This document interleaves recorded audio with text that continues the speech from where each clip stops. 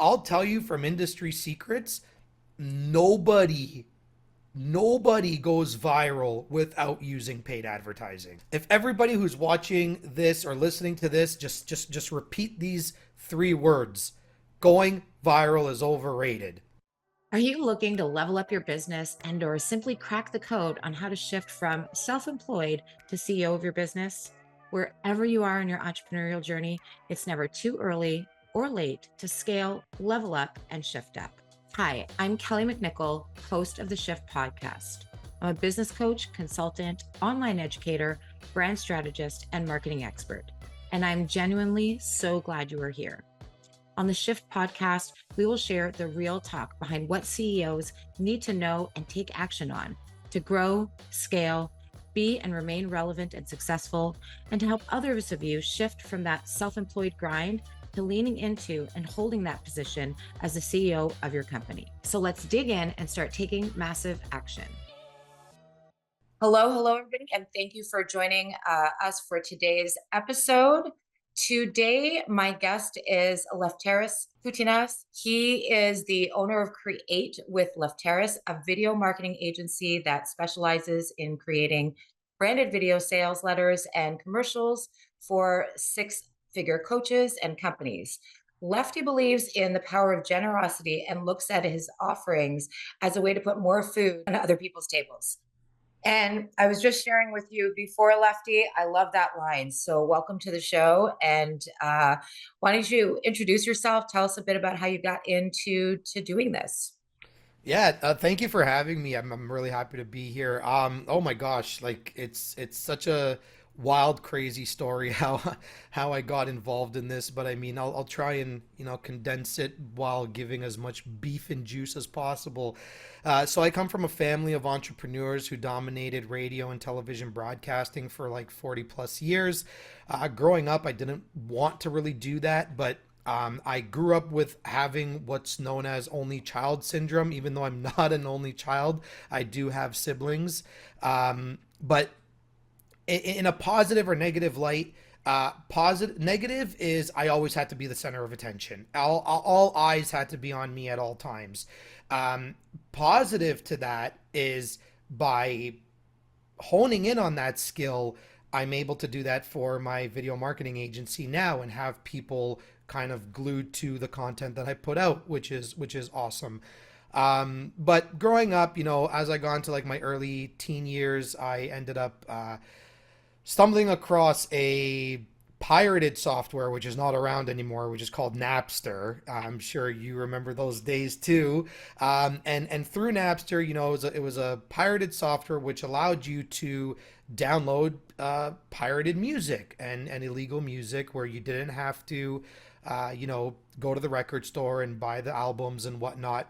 And I found techno music, these crazy techno music on there, and I was just hooked. I absolutely loved it. I loved the repetition of it. It was just awesome, and I knew that I wanted to do anything and everything with techno music. So for the next 20 years, I really focused on becoming the best DJ, the best music producer, the best performer, the best entertainer, anything I can do with techno and house music. That led me to touring all over Europe, the United States, Canada, having residencies all over. And I built quite a stage presence also from being an international DJ. And I knew that through being in that industry, it was not going to be something that I wanted to do. Well, I thought at the time it was something that I wanted to do full time. But it was also a really dark, nasty place to be in, because I got myself into a not so fun rabbit hole, as I like to call it. But lo and behold, the knight in shining armor 6 years ago was my wife, who kind of wanted to bring me back into these roots organically, where my original roots was being a family man, wanting to spend more time at home and be with my loved ones. And I realized that in doing so, I had to give up that lifestyle.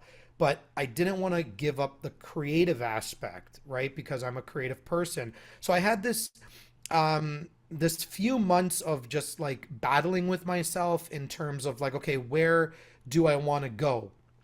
And something just sparked inside me where I pretty much was like, oh, wait, well, I remember when I was getting my marketing material back for when I had to market and advertise and promote my upcoming shows, I would get photos and videos of myself. Oh, I know, I'm going to pick up a camera and I'm going to start doing photography. So that's where the shift ended up happening. So I gave myself which I find funny, I gave myself a retirement party at 30 years old, and I left that industry. I left the DJ world completely, and I moved on to the world of photography. Through there, I ended up becoming a boudoir and lingerie photographer, not by choice. It just happened that you shoot with one awesome woman and then 100 of them come your way. So that was a really, really interesting time in my life, and I really enjoyed working with those people, and I got some really great material out of it. But I kind of sat back to myself one day and I was like, well, if a large company like Apple or Coca-Cola or somebody like that was to look at my feed, would I get hired for the job? And the answer would have been a big fat no, right? Because they don't look at that type of content when they're looking for their creators. So I knew that I had to get away from that, which led me to being more of an educator and talking about all the photography knowledge I had, which led me to YouTube. And through having a YouTube channel, I slowly fell in love with video. So I fell in love with video, and then I again started kind of shooing away the photography side of things to do more video. So I guess you can say my journey took like a complete, 360, 180 turn, where not wanting to be in film and television or radio and television like my family was, I now started a video agency where I'm in film and television and I'm doing commercial and promotional advertising for businesses. So it's yeah, it's kind of crazy and cool and interesting how everything just brought me back to the roots. It's really funny because you and I like to have these like pre calls with you guys before we schedule this recording time, like we're doing. And of course, I took a ton of notes then. And like I mentioned at the top, that line you gave me, you gave it to me pretty early on in the conversation that, you love putting more food on other people's tables. And I've been sharing it with people because it does encapsulate, you know, what I think a lot of us feel and why it is that we do what we do. And one of the things that I always say is like, you don't always have to know exactly where you're going, but if you get up and you show up every day, you stay rooted in your values, your mission, you do it with intention, you'll find yourself exactly where you're supposed to be. And sometimes we do kind of end up coming back to a full circle thing, but I never feel like anything's a fail or an anything because we learn, right? So in your case, it was a bunch of successes, which I'm sure there were failures built in that. Yeah. But you go from trying to buck against like what it is the family's done. And I do want to touch on this work ethic piece about a story you shared with me about your grandfather in a minute. But then Okay. go into the DJing piece. So you're still always in that kind of entertainment, telling a story through different ways. Then you shift into the photography thing. And again, you kind of just get pulled into doing this boudoir stuff. And then you're understanding your shift on what's the market you're after. How are you going to present that? Because the boudoir stuff is not necessarily what you want to do, nor is what you have as your portfolio reflecting it. So Yeah. shift that until that story moved into that space.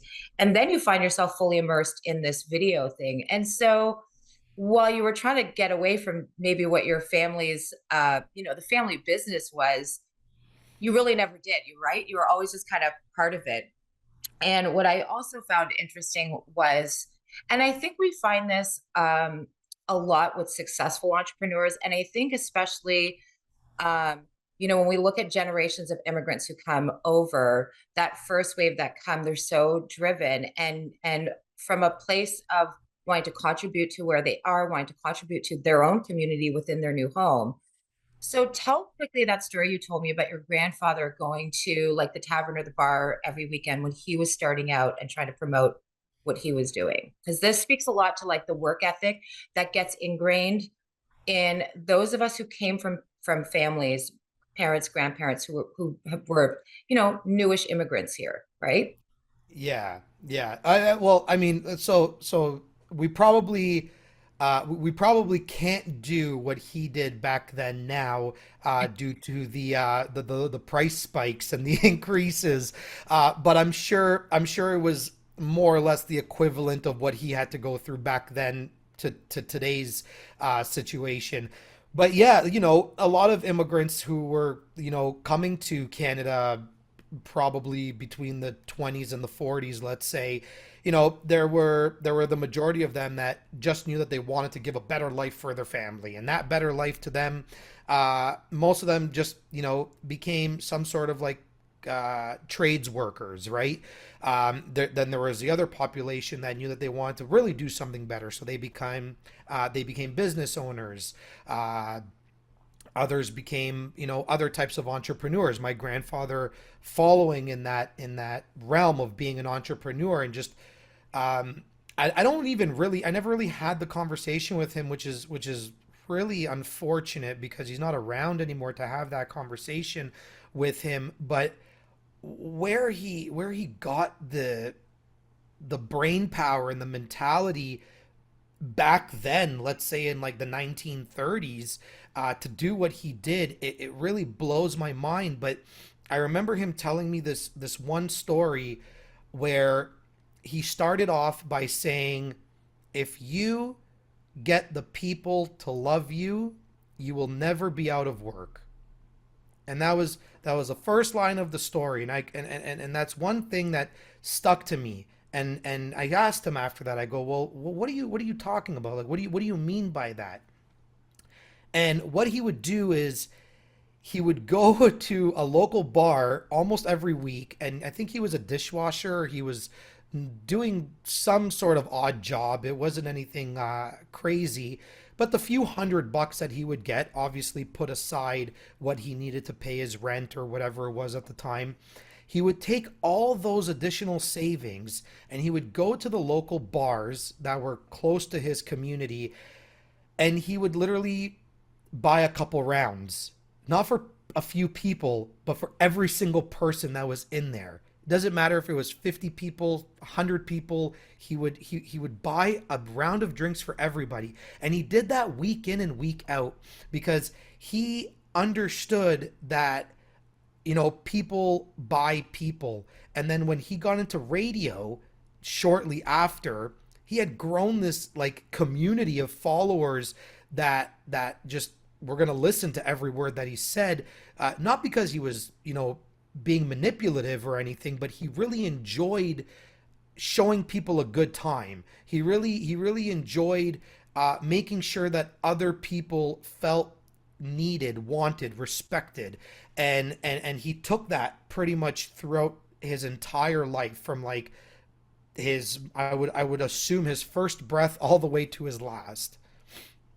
Yeah, and so I love that story, and I wanted you to share it because I know that for many people, this is something that's in like our background and kind of in our DNA, which helps us to succeed. For others, it's something we've witnessed and want to emulate, and others just intrinsically, probably like your grandfather, just kind of felt it and did it. And it's really was about and continues to be always making it feel like you're building this community, like they're part of a community, because the experience is the important thing, right? When we're doing Yeah. anything, whatever it is that you're doing. And also what he was doing is basically how I flipped like networking. I hated networking and I hate elevator pitches and I still do. But I come at it from a place of being a connector. And that's what he was doing. And even though he Yeah. hadn't started the radio thing yet, that's kind of what led him to that. It helped him do that. So intrinsically, he knew it's kind of in the DNA. And I just thought it was a super great story. Um, and of course, you choosing, I love that you said you were retired at 30. You threw yourself this retirement party and you're, kind of pushing you along the way and basically just bringing you back more to this family way of life. And I'm always talking about what our pillars are. Um, And the why is like such a heavy piece, right? So Yeah. I say you can do any business you want, but is it fitting in with like what you think life looks like? So we accidentally on purpose do things sometimes, right? Just like getting into boudoir photography, but it leads you to these things. So in your storytelling, and so certainly this is an important piece because right now I'm noticing more and more people are either still kind of feeling lost in the sea of, just adding drops to a sea of sameness, right? And it's hard to stand out. YouTube being one of the platforms where those algorithms kind of aren't the same, but it's also a very particular um, space and place because this is actually where people go to when they are ready to take action, meaning they're ready to buy or follow along on a video or something. So it's different from the social media platforms. And the opportunity to get yourself out there and connect with them more directly, they're in that headspace, right? When we're on social media, in our brain, we're just scrolling through, you watch the few seconds of something, you're not actually in the mindset to give people really much more time than that. When somebody is going to Google YouTube, which is owned by Google, Yeah. their mindset is they are number one ready to give more time to the things that they're looking up because they are ready to take action. So this is really the place where you want to make sure you're meeting them. I'm not saying we don't do social media. That's a great place to be social, and there's a lot to benefit from being parts of those communities and all those things. It's a great place for people to go back and see, kind of get to know a bit more about you. But if we're looking at where are we really having the opportunity to impact them with whatever short period we're putting on. That could be a 2-minute video to an hour-long video, right? Hmm. How do we seize that opportunity? How do we make the most of it? And video, I know, is definitely the best way because it doesn't matter if you wrote a script or not, right? It's your delivery of it. They get a vibe for who the person is that they're checking out as well. So it's this additional piece, this deeper understanding and deeper connection to you and your audience. So, why don't you share with me a little bit about, I guess, just that experience of doing the videos, how you see, for lack of a better words, because if we're thinking about sales here, right? They're lead generators, right? They're lead generators in their own. I always say every part of your business, your social, everything should be part of or like a mini funnel on its own. Hmm. A funnel being the framework for sales, not necessarily a digital product. So, tell me about your understanding of how it is that you create those, why it's important, and how you make sure that it's compelling, right? So, from, say, me to my audience, and where those conversions are different, say, than other places we might be putting in a lot of effort. Let's go back to the foundations of it, right? Like, why is video so captivating? It's it's not because of what you're saying. It's not because of the visuals that you put in it. It's not because of how you're dressed or how you look or whatever.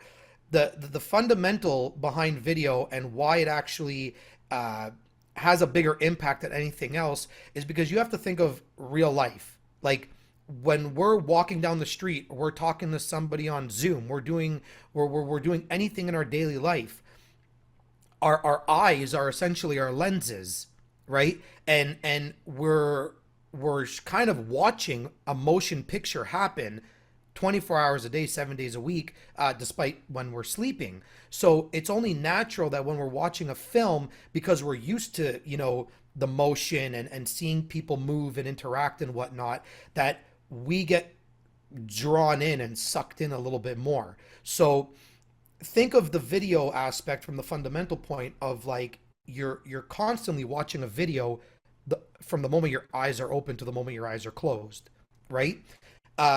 Second to that is videos. The best videos, for how I position them, is my videos are not about me. They're about my audience. They're for my audience. So don't put don't put you at the forefront, because it's not about you. It's about who you're trying to speak to. It's about what you want that individual to do based on watching that video, right? Do you want them to comment? Do you want them to share it? Do you want them to book a call with you? Do you want them uh, do you want them to join a Facebook group? Like whatever that case might be. But if your video doesn't like evoke a single emotion or any emotion, then you're kind of doing it wrong. You gotta kind of put the brakes and rethink your strategy and try and get somebody to do something, because to make me do something, that means you sparked some sort of emotion in me, right? And that's the whole premise behind the video, right? Even when I'm creating my promotional ads, a lot of them, even for my clients, what is the number one thing that they want? The number one thing that they want is for somebody to click on that ad and then buy the product and check out from the checkout cart. But in order to do that, I have to make the product about the person. I have to make them either I have to word the scripting in a way where it's going to be relatable. It's going to make someone either feel happy or feel like a weight's lifted off their shoulders if they get this thing right. There's so many ways of doing it, and then there's obviously other types of videos that have zero call to action, where you're just putting something out to just give your piece, and it goes back to the same thing. Like if we were to use my grandfather again, and there are times where I did feel like I wanted to be just a teenager more than actually having serious conversations. But the conversations that I did have with him, like, I hold dear to my heart, and I can remember very clearly anytime we spoke about marketing or advertising or getting a message out. I remember not once did my grandfather talk about money. He never said, "You're gonna do this for money. You're gonna put this out for a money return." He always would say, "You're gonna do this for the people." When you can remove yourself out of the equation and start thinking more about how can you make your content be about whoever that person is going to watch that content, and take your pride aside, take your ego aside, take and anything that you do aside, just remove yourself completely and make it about them. That's where the true ROI start to happen. 1,000%. I 1,000% I agree with that. Um, Tell me about just your experience, because I know you have a lot of it, and your clients' experiences. So, at what point do you find people come to you and, with the understanding that this is really a path for them? Like, what's that understanding that they have to go, this is the route I should go to, versus, I don't know, finding new creative headlines for my socials or whatever the thing is that they think that they're doing. Yeah, and I mean again, like the services that I do provide, like, they're not cheap. Like that's the reality of it, right?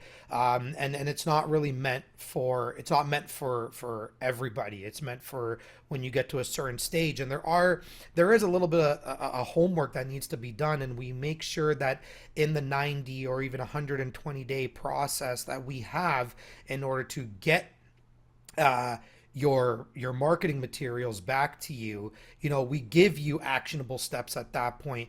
But one thing that I could truly say, if I was to give any bit of advice right now, when you do get to that stage where you say, "All right, I'm ready for Lefty. I'm ready to do more, serious promotional advertising where it exceeds anything that an iPhone or an Android can do for me."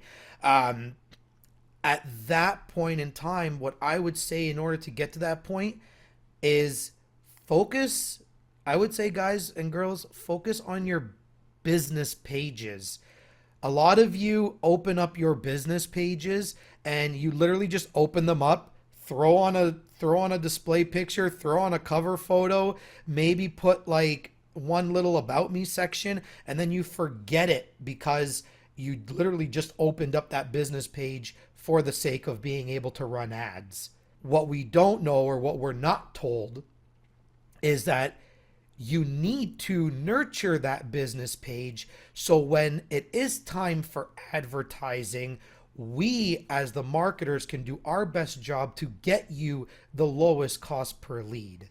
Yeah. And um, on the cost piece, and we touched on this last time, and I thought that it was really important. So again, this is not a I don't know, $400 a month VA, that you've hired. This is like a serious project when you're ready to be serious. And of course, you have to have these other back end pieces that work together. Because if you're just doing one thing and everything's not tying together in any part of your business, right? But certainly in your marketing, but literally in any part of your business, then it's kind of wasted most of the time. You can't just Yeah. you can't just do one thing and then everything skyrockets. There's got to be a bunch of other there's supporting roles to it, I guess is what you can say. Oh, absolutely. Right. And so you brought up the cost thing, and I always feel like the cost versus doing it right, like it shouldn't be a choice. And so you and I touched on this a bit last time because I thought that it was interesting. It's not a matter of like show up broke and do this, but there is Yeah. like this payment kind of system thing that you use, that people can use to kind of spread that out over time to make it maybe less of a thing for right now. I know with a lot of my clients, some of them feel like it's super empowering and they want to pay it all up front. It makes them feel like they're much more committed. Others want to, I don't know, just feel like they have this kind of more structured payment thing. And so I I do love that you have that, because the cost versus doing the right thing should not be the choice. The choice should be, are you ready for it? Right? Yeah. The choice should be, are you ready for it? And then who's the best person for you to do that? So in the ROI piece, what do you see? You touched on cost, um, cost per lead kind of thing. Mhm. What do you feel or see the statistics are on the conversions in this kind of a way of doing it? So specifically using video on the YouTube platform, would you where would you put that kind of conversion rate in general? Of course, knowing when we first put things out, sometimes there's a little bit of tweaking as we go to see what really hits the hardest, right? There's Yeah. always a little bit of tweaking. Um, where would you say that ROI is, and especially different from like if we compare it to, I don't know, say doing something on a social platform, where they're maybe not necessarily ready to give us that time. Yeah, right. So what we do in terms of when we're putting out our promotional content, or the advertising that we're creating for our clients, we actually focus on Facebook. That's where we pretty much live and play in, um, and that's because we have options to click buttons like send a message or like or book a call. YouTube doesn't give you that. YouTube, there's not even a DM button. Like I cannot go to one of my favorite creators and go DM them. I only have comments, and in hopes that in a comment I say, "Hey, can we chat?" and then some many chat bot will turn around and send me some really shady WhatsApp number to message, right? So YouTube isn't meant for that type of business, like that B2B transaction, right? So we primarily focus all our efforts on Facebook ads and Facebook advertising. Reason being is because we do have the 1 year strategy, or even the 2 year strategy, where we prime you for the big picture, right? Because when you go into your ads manager, we can play with, I think it's roughly about 5 different types of campaigns, but then within those 5 campaigns, we can create 18 different pieces of advertisements, right? So a lot of people come to me and they think they want to go right for the VSL, which is the video sales letter. Now, the best way I can explain it is think of yourself as like, Tom Brady, for example. If you're Tom Brady, the VSL is the Super Bowl. Like, even though Tom Brady is somebody who can probably just jump into a game like that, he still needs to train for a year to get himself Super Bowl ready, right? He's not just going to jump into a massive event like that without doing his due diligence and waking up every day and doing the sprints and the trainings and the and practicing routines and so on and so forth. So that's how we kind of look at it. We look at it as the VSL is the Super Bowl, and we need to get you to the Super Bowl. But in order to do that, we have to train your business in order to reach that pinnacle moment where we want you to win. We want you to get the 10 to 15 to even 20x ROIs that we've seen people get from the strategies that we've pulled off. And there's a lot of legwork in between, but it's not as much as you think it is. It's just doing the correct steps. And the one thing that oh my God, I mean, I've had so many conversations lately, and I don't know where this is coming from, but there's a lot of people, and they haven't told me any names, and quite frankly, I'm not somebody for gossip, so I don't care for the name, but there's a lot of people right now being burnt by larger agencies. And there are a lot of people that are messaging me going, I dropped 100 grand. I dropped this. I dropped that. And I got nothing. They didn't give me the promise. They didn't do this. They didn't do that. And this is a lot of people that have a respectful name. And you're thinking, holy moly, like this is happening right now, right? Um, and that goes back to what.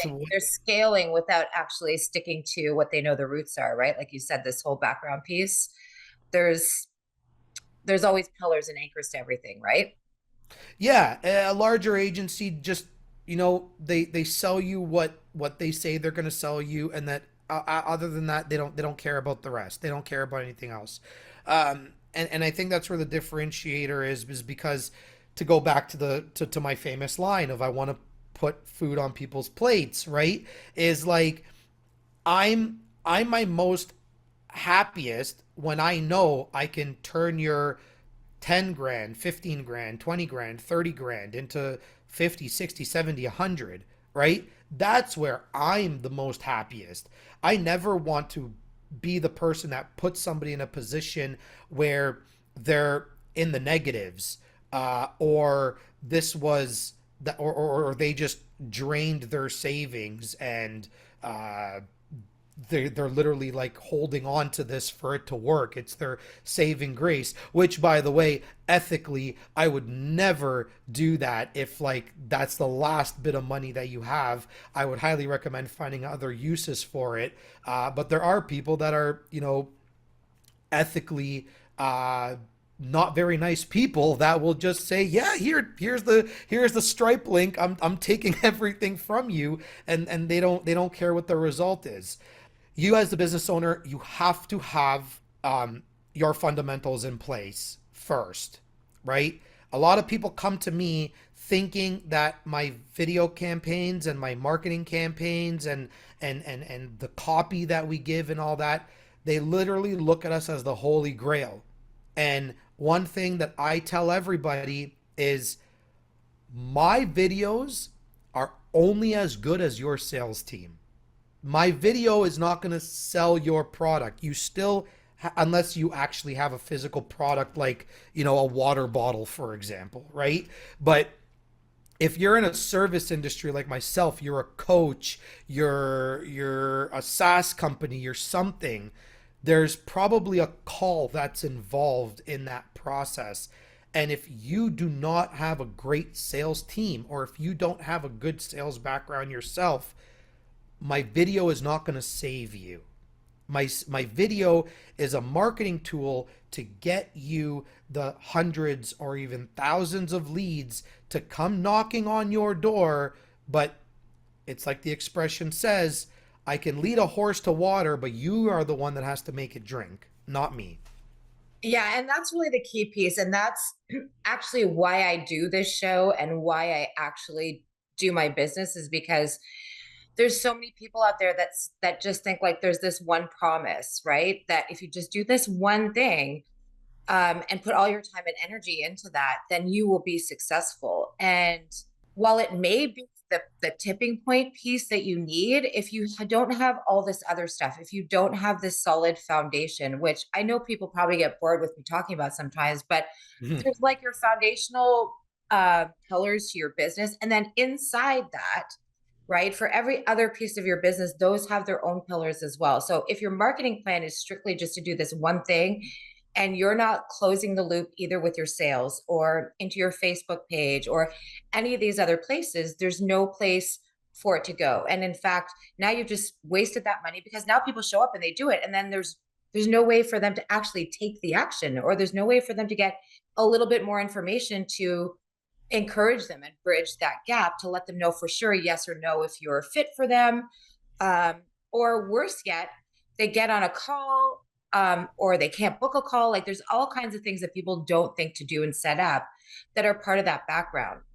And Mhm. so oftentimes I'll tell people like, hey, have you gone in and like done these courses and programs and they've given you these templates? I'm like, why don't I help make that valuable for you? We're going to tie it into these other things. I'm going to show you how to use that template. So now it's a tool and not just a fill in the blank piece, right?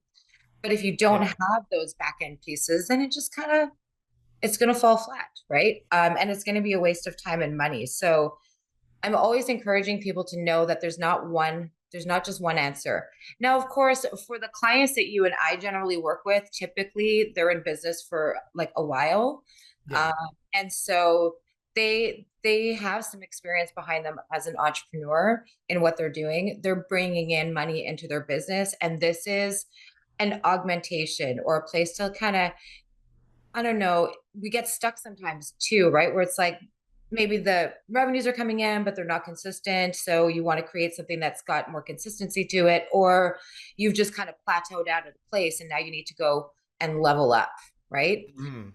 So typically, but even in those cases, and I'm sure you find this as well, you'll still, when you dig into things, realize that there's still some gaps in places that they really need to kind of close the loop on, in order for this to really be as effective for them as necessary. Do you experience some of that?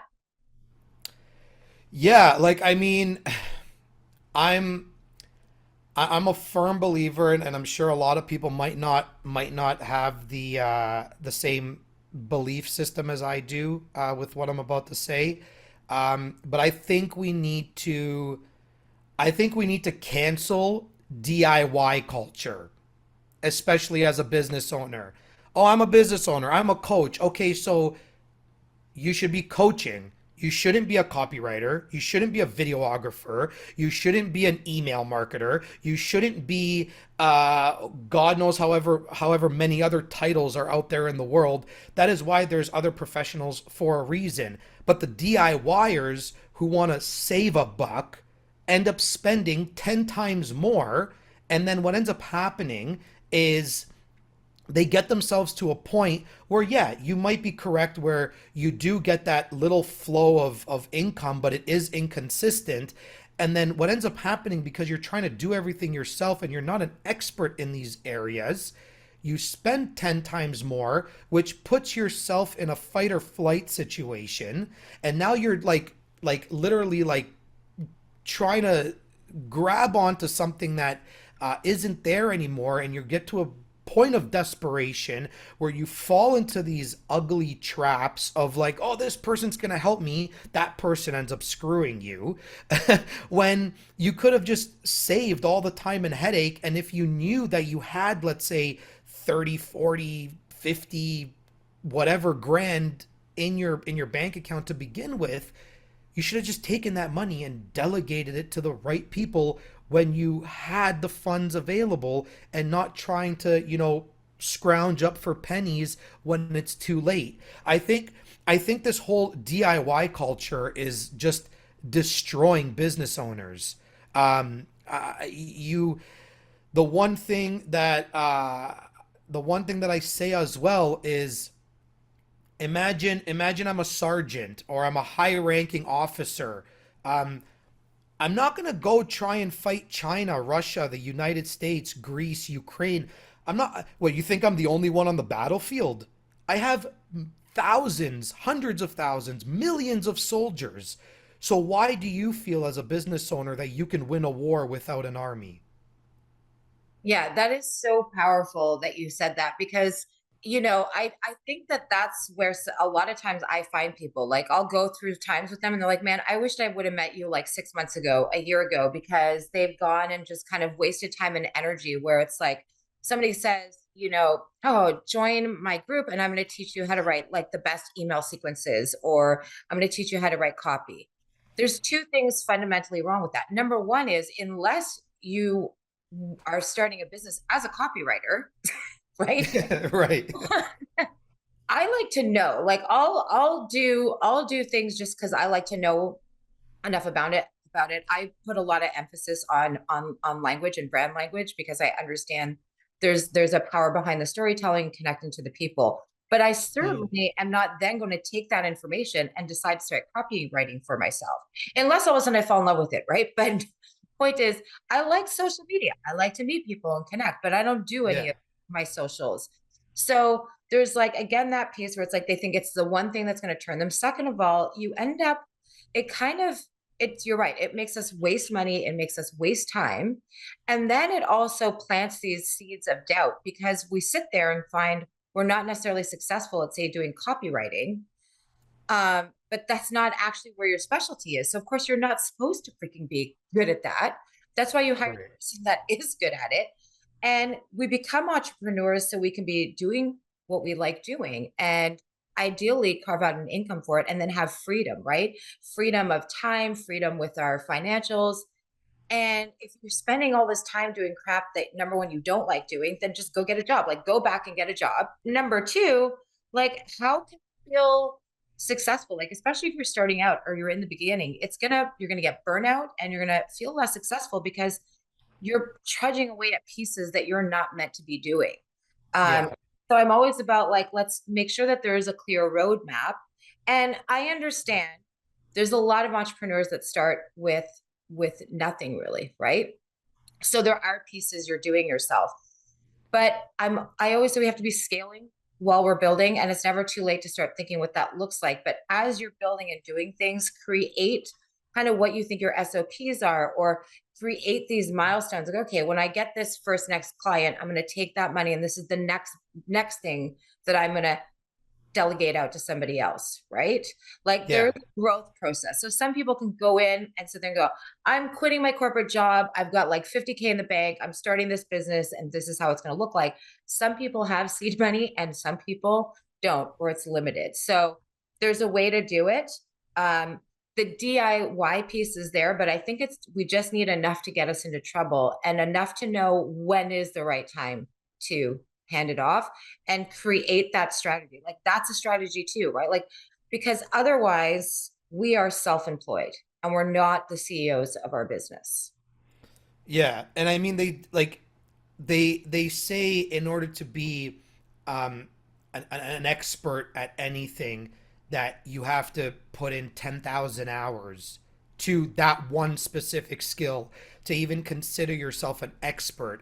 So imagine you're trying to do 10 jobs from scratch. That's 100,000 hours and you only have 24 hours in a day. I'm sure there's not. I'm sure there's not even 100,000 hours in a year. So, if you really think about that, are you willing to waste maybe 3, 4, 5 years of your business when you could have just hired the right people, right? And like, I always try and tell people that like it's okay that you don't know how to do something. Like it's okay. You don't have to feel like you're a failure because you don't know how to create a good video script or be a pro editor or be a visual effects artist or whatever the case might be. Like it's okay that you don't know how to do that.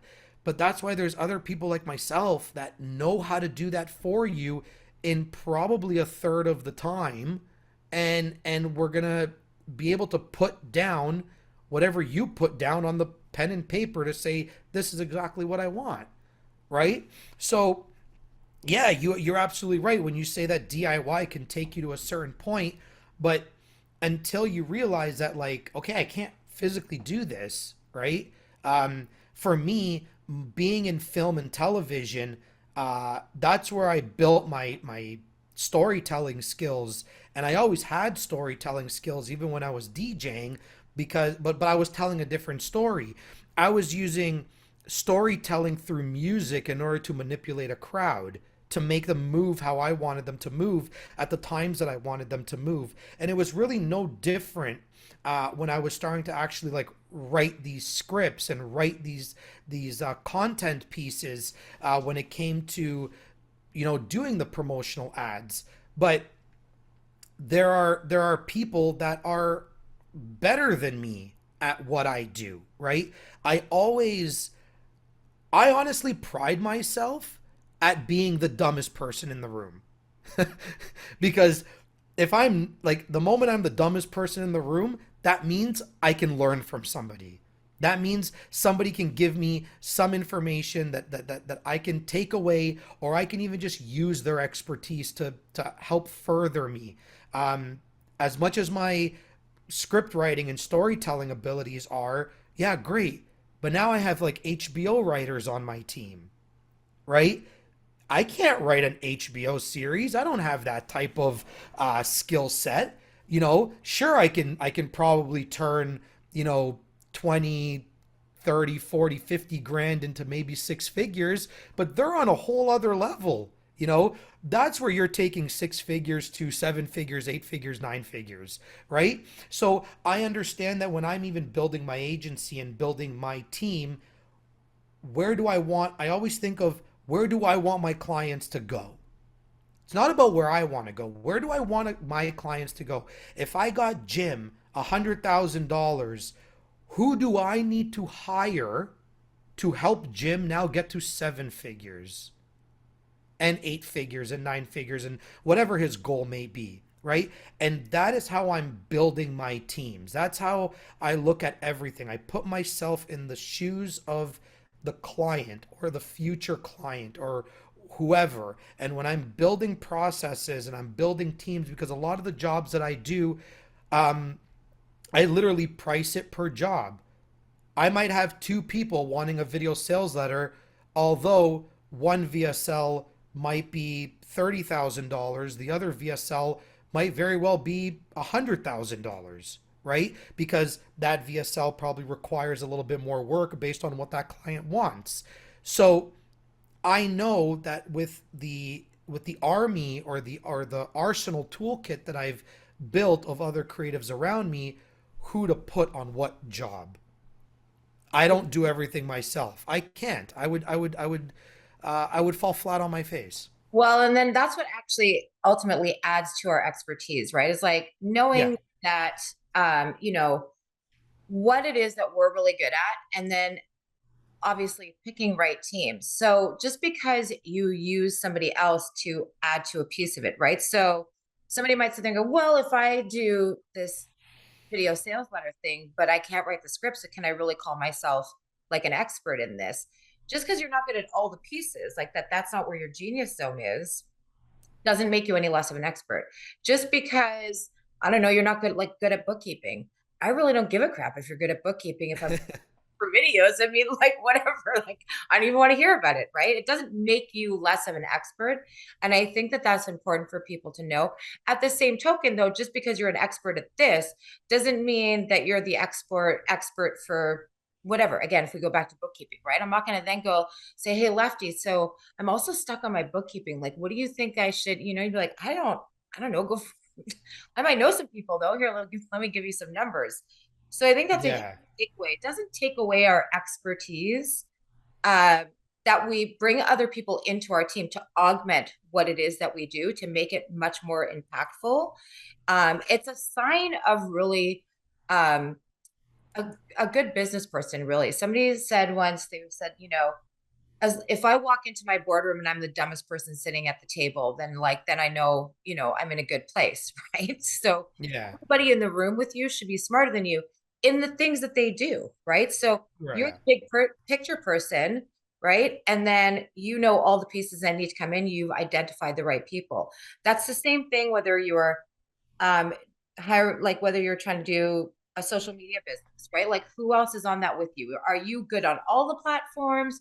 Do you have help, say, in Pinterest and somebody who's an expert on this? Do you have somebody who's an expert in copy just because you can write good copy, right? That's like a really important takeaway. And like you said, it's about the DIY culture, but it is more powerful. And actually, I do a few series where I bring two entrepreneurs together where each one of them, they're experts in what they do, but somebody comes in this seeker role and somebody comes in this solver role where we get to watch somebody asking for help and guidance in an area that's not their expertise. It doesn't make them not a good retreat planner because they don't know how to hire a team or what kind of VAs they need, right? Like that doesn't Mm. make them bad at what they do.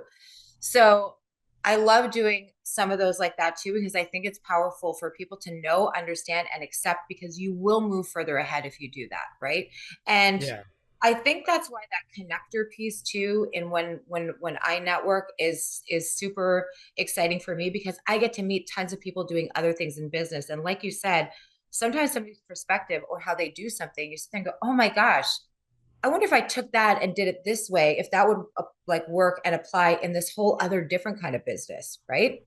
Yeah. So we're always learning. And I think that the learning leads you to where you are. Like you knew you wanted to get out of DJing, you go into photos, it leads you into video. It's all informing, but we just don't know what we don't know yet, I guess is always the thing. So asking for help and really having your tribe, the, the arsenal, all of those things is super key. Yeah, Uh, absolutely. wow. I feel like we covered so much, which are really important things because I believe in this the video aspect of it, which of course, when I record this, I do this on both so people can see it either way if they want. But it's definitely a way to connect more directly with your audience, more so than a short reel or even an email letter. They all have their place and value, but when you're getting to a true connection and getting to that place that's really going to shift that conversation with that potential client, shift them to becoming your client, it's all part of these invisible bridges, right? What is it that they need to learn, know, and understand to want to take action with you, to either learn more or work with you, right? Yeah. Um, so I know that that video piece is super important. And also, I love so much that we touched on these other pillars and anchors that make everything work. This kind of discouraging people from trying to do the DIY thing the whole time because it's not actually really possible. Pick one piece at a time, and then farm that out or delegate it out and then just keep adding to it. You're better off to be focusing on one or two particular things and then adding as you go, as opposed to trying to do 10 different things all at the same time that aren't even in your freaking wheelhouse. Right. Yeah. And I mean, I hope somebody listening to this, like an overwhelmed entrepreneur, I hope they're listening to this and just, I hope the weight gets lifted off of their shoulders to just be like, oh my God, yes, thank you. This is what I needed to hear. Right. Because like, it's, it's not about putting out 50 pieces of content or more a week. It's not about being on every single platform. It's not about that. It's about putting out the right content for the right audience for the right platform. If you're like I always say, this is one of the biggest questions that I ask is if your audience is strictly on Facebook, why are you on YouTube? Why are you on LinkedIn? Why are you on Instagram? If you're generating all your business on Facebook, why are you anywhere else? Yeah. I, like there's you have to be the master of one platform and do that platform right.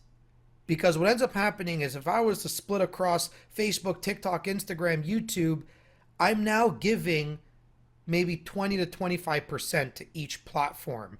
when I could be putting 100% into the one that's actually yielding me an ROI, right? I think on Instagram alone, in the last 14 months, I think I've closed 2 deals on Instagram. Does that mean I'm going to go to Instagram when I've closed 10 deals on LinkedIn? Yeah. Right? So I think people need to really start focusing their attention more on doing less, Yeah, right? it needs to be intentional and it needs to be strategic. Yeah. Less is more. Less is truly more, right? Like everybody's on this, Alex Harmozy craze and whatnot, or they were. Like he has the like he for him it was more like a case study. He wanted to see what he can reach in a short period of time. He also put, I think, 70, $80,000 a month just into his video content and his advertising. So we don't, like, the majority of us don't have that luxury. So of course, if you have a marketing budget like that, you're going to be able to reach millions of people in a short period of time. But focus on getting your message and the right person to edit your message and get that out. Because if you can focus on pushing out that one video, the 2 videos, the 5 videos instead of 50 videos, I mean, you're going to be way better off than the person trying to make 100 mediocre, crummy videos. 1000%, 1000%. It's, and I think that on top of, because, I really wanted to talk about the video piece, but of course, this is the second time we get on a call, and we always get so deep into some like super amazing, juicy nuggets. So I'm glad this is recorded and it's going out there, because beyond this video messaging piece and the power of video, and why we should be doing it, and of course, knowing the time to do it. So let's make sure our anchors are there in place. But the other piece is really that kind of place that a lot of entrepreneurs are, where we think we need to know all the things and do all the things. And that's actually not what makes you a good entrepreneur. That is somebody who's self-employed, basically, right? Like that's somebody who's self-employed, but you're not the CEO of your business and you don't really have the control over the destiny. And then you'll end up getting so bogged down too, you can't see that forest through the trees, right? And Yeah, yeah, it's overwhelming, like you said. And I think that when some people listen to this, I hope that there's an aha moment, even just for one of them, that goes, oh my goodness, I don't have to know all the things. I don't have to be an expert at all the things to be, credible and an expert in what it is that I do. I don't have to do 100 different things. Maybe I just stick to one or two, and then maybe add another one later as business grows. Oh my gosh, what a revelation, what a relief, right? yeah, yeah. And I mean, like another thing too is that it's probably 0.5% of the population that reaches millions of views organically is exactly just that. It's half the population. I'll tell you from industry secrets, nobody nobody goes viral without using paid advertising. No, it's next to impossible. Yeah. Nobody does it. There is a very, very, very small portion of the population that literally can put out a piece of content and it's so good that 1 million, 5 million, 10 million people are going to see it, right? Okay. But this leads me to my other question, though, real quick, because Okay. I've seen this posted a lot of times. Does going viral translate into sales? Absolutely not. Right. Uh, if Right. everybody, if everybody who's watching this or listening to this, just repeat these 3 words. Going viral is overrated. It's four Yeah. words, but going viral is overrated. Okay. Let's let's say you are a coach, uh, and I want to ask you this next question. The question is, if you had 1 million people, forget 1 million people. Let's say you had 100,000 people show up on that video and they loved everything that you said. Can you service 100,000 people? The question is no. You, you, That's actually not 100% true. It depends on well, what your offer is, but well, if even if we're talking about group coaching, which is possible to do that. At some point you will probably crash the platform that you're trying to group coach on, and there's going to be people that probably won't have the ability to access the rooms because the servers only allow a certain amount of threshold before the platform completely crashes on you due to the CPU power. So in reality, it becomes very difficult to service that many people even if you are doing group coaching. So in on a technical standpoint, the answer is no. So why would I focus on that when I can have 1,000 super fans that will eat up everything that I do? And this comes from the music industry. We call it the Super 100, and the Super 100 is you have somebody like Rihanna who can fill an entire stadium, and sure, there's probably 20, 30,000 people in that stadium, and they're just the concert goers. They're just like, oh yeah, I've heard Umbrella once, I'll go because she's awesome. Then there's another part of the population that will show up. They maybe go to one or two concerts a year. They've bought a CD, they've bought a t-shirt. But then there are the Super 100 who literally will never miss a concert, will buy every single album, they won't stream it, they will buy every single t-shirt, every other bit of Merchandise. paraphernalia and merchandise that person goes out. True, true, true, true diehards. Yeah. So I want to when I'm building businesses, I don't want them to think of the viral aspect. I don't want them to think of I need to reach millions of people. No, you need to reach your super 100, 1,000. because your super 100, that literally is all you need for the remaining existence of your business. You don't need to service 1,000,000 people, 1,000 people, 100,000 people. You don't need to. You just need to find those individuals that literally at any given moment will just ask how much and where. Okay, so I go into a lot of groups and stuff in social media, and I can't tell you how many times I've seen people sit there and go, I've had tons of videos that have gone viral, hundreds of thousands, and nobody's necessarily buying the thing that they are doing, right? So I don't know. I'll say that they're a coach, for example. And Okay. so their question is, how do they monetize it then, right? Like beyond even what they're trying to sell, they're sitting there going like, how do I monetize it? And so that's just more proof right there. Like you can go viral all you want, but it doesn't necessarily translate into sales. Another good example of that is there is a big name coach out there that I follow, not necessarily because I'm interested in her content per se, but I've watched her rise. She's hanging out with like the really big dogs. And I still stay on her email list until recently because now, you know, all of those followers and the income that she was getting probably as like a flash in the pan thing in the beginning is not staying consistent. And so now what she's doing is pretty much most of her posts are plugging products, Okay. businesses, right? So this now they're shifting from being influential. She started off being influential and now she's an influencer. So an influencer sells other people's things. So if you're Yes. influential, then you are inspiring people, from what it is that you're saying and doing.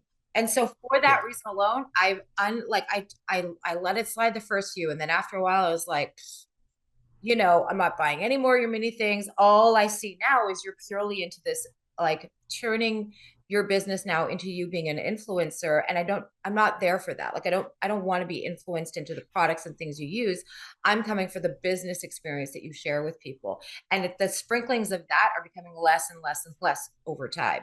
So I lose respect Yeah. in that way. But it just goes to show that even the biggest people who have a ton of followers, it's not translating into these sales of the actual things that this person's an expert at anymore, right? They're because what I see, they're just reusing old stuff, and focusing more on pushing these other products because they too haven't quite figured out how to stay relevant in that market for their people. So going viral really does not necessarily mean a whole lot. So everybody is trying so hard to be viral And it's really not what you need. If think about the biggest businesses out there, that's not constantly what they're trying to do. Nike's not constantly sitting there trying to get viral per se. I mean, they're popular, they're a well-known brand, but they're not Yeah, yeah. chasing that thing, right? So why the heck are we? I mean, why are we? But there's nothing niche about virality. Like there's you like you're getting the random Joe, the average Joe, the people that are 9 to 5 workers or somebody who just doesn't even care about anything that you do. They just happen to stumble across your video and they'll watch it and maybe they'll give you a like. Um, it goes back to the saying of to be your all, you can't be for all. So why am I trying to go viral? Why am I trying to be for all? Because all you're Right? doing is being entertainment and entertainment at that point. I think what brings people to that is basically you're entertaining them. And the way that those Yes. algorithms work, of course, is the more people that see them, then the more frequently they'll show up into your feed and other people's feeds. Right? That's just how that gets there. But are you necessarily connecting with the people you want? I didn't show up to be entertainment per se to you. Like, I hope this is an engaging conversation, but my goal is not to entertain you, right? I'm not a clown. I'm not putting on a dance. I don't do those things.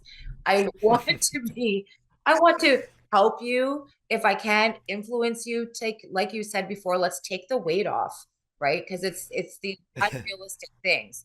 So now if this goes viral, it's not necessarily accomplishing the goal that we set out for it to do, right? And it doesn't Yeah. translate into sales. So I was just gonna say it just reminded me of that uh, famous line from Russell Crowe in Gladiator. Are you not entertained? yeah, well, When he's in the pit. I was actually thinking about what is it, Goodfellas, and he was like, "What? I entertain you, I amuse you, I'm a clown." Oh yeah, Joe Pesci. Thinking about Joe Yeah. Pesci, so went totally, totally. No, but you're right. It's just all entertainment at that point. And I mean, there is a time and place for everything, and you can use that.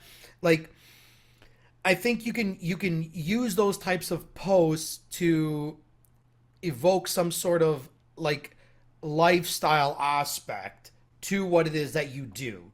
But yeah, you're not gonna generate anything unless somebody actually is actively caring and looking for that. Somebody who just stumbles across a page, more or less, they don't really go past that. And I feel like social media platforms like Instagram, I feel like you need to there's a platform for everybody. And I feel like the people that are doing the best on, let's say, a platform like Instagram are social media marketers or Instagram coaches, because guess what? Their whole business is around Instagram. And the odd videographer that wants to help you edit your short form content, which is great. It's fine, but I mean, I think we have to also understand that short form content is super volatile, and we are wasting a lot of our time trying to figure out what the next piece of content is going to be, because we have to post 3 times a day because some chump in his mom's basement told us that we needed 50 pieces of content a week or we're not going to get seen. That's not actually true. Like, if I was to go based on my old ways of posting when I jumped on the Reels bandwagon, I could comfortably say that maybe 1 out of every 5 posts were actually truly being seen the way that I wanted to be seen. And that's when I started to realize, why the heck am I wasting time posting so much content if 1 out of 5 pieces or 1 out of 3 pieces, or in some instances 1 out of every 10 pieces are being seen? So instead of trying to create 10 pieces of content, why not make that one piece pack the punch of 10? Yes, I love that. I love that so much. Oh my goodness, Lefty, we touched on so much today. I really feel there's a lot in here for people to unpack, and hopefully they're going to, there's going to be the show notes and stuff. So don't worry about that.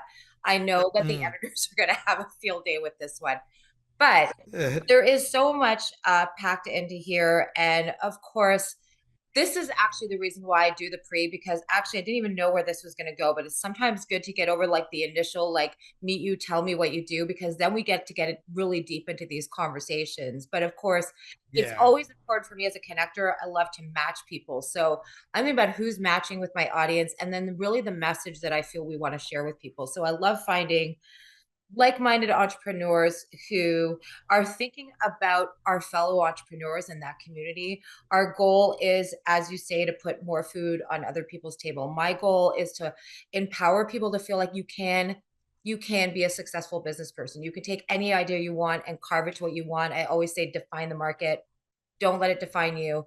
And it's about being ethical entrepreneurs. And I think with all of the noise that's out there, it's such a breath of fresh air when we can hear from those of us who are those ethical entrepreneurs, because there's so much to choose from. There's so much overwhelm. And I think our entrepreneurs are getting burnt out. So, Yeah. we touched on a lot of great stuff in here today. But of course, you're an awesome business person. You have a ton of great experience, but your business is Thank you. the video piece. But of course, you get so much more from Lefty when you talk to him. So let's wrap up with, I don't know if you want to give any final notes, quotes, anything that's been like brewing in your brain after our conversation, and or at least just tell everyone how to get a hold of you. Which of course we're going to share links in the show notes as well. Yeah. So, like, I guess my final piece or takeaway to like leave everybody off as a send off is just like figure out who's already in your inner circle who might do something better than you would do it, and really try and make those connections and figure out when you can use that individual at the right time. You don't feel like you have to do everything yourself. We already have so much stress and so much on our plates that it just makes it a lot heavier for us to, keep pushing and trekking when there's so much that we feel like we have to do. And that is the key word, feel like I have to do it, because you don't have to do it. There's other people that will do it for you and they'll be happy to do it for you.